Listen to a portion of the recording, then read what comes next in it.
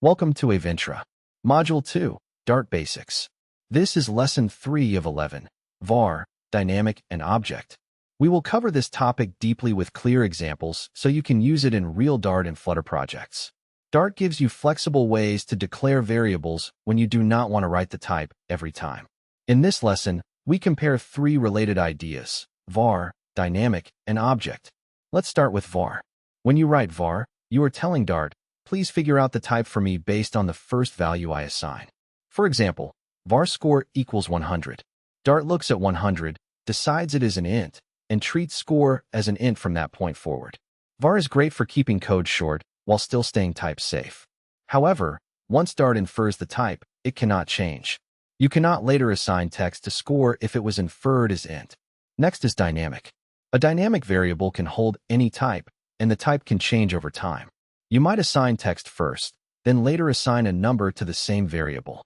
This sounds flexible, but it removes many compile time safety checks. Mistakes may only appear when the program runs. Because of this, experienced developers use dynamics sparingly, usually when dealing with unknown external data. Then we have object.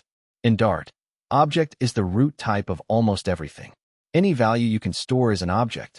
When you declare object anything equals true, you are saying this variable can refer to any object. Unlike dynamic, object requires explicit casting when you want to use specific features of the stored value.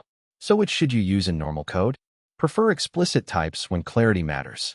Use var when the type is obvious from the value and you want cleaner syntax. Avoid dynamic unless you truly need maximum flexibility. Understanding these three options helps you read other people's Dart code and choose the right tool for each situation. Let us recap var, dynamic, and object. Key point 1. var lets Dart infer the type. This is important because it helps you write clean, predictable Dart code and avoid common beginner mistakes. Key point 2.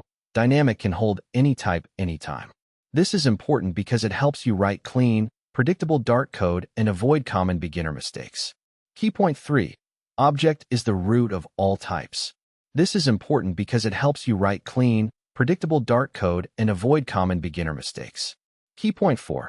Prefer var. Use dynamic carefully. This is important because it helps you write clean, predictable Dart code and avoid common beginner mistakes. Now study the code example carefully. Read each line from top to bottom. Try to predict the output before running the program. Then type the same code in your editor, run it, and modify one value at a time. When you experiment line by line, the concept becomes much clearer than just listening. Practice exercise. Create a small Dart program that uses today's concept at least 3 times. First, use it in a simple example. Second, combine it with an if condition. Third, print the result so you can verify your understanding. This 3-step practice method is simple, but very effective for long-term memory. Common beginner mistake: rushing to Flutter widgets before understanding Dart basics. If variables, types, and operators are clear, Flutter becomes much easier because you are only learning UI patterns, not programming fundamentals at the same time. Keep a notebook of short code snippets from each lesson. Review those snippets for 5 minutes daily. Small daily review beats long sessions once a week. Thank you for learning with Aventra.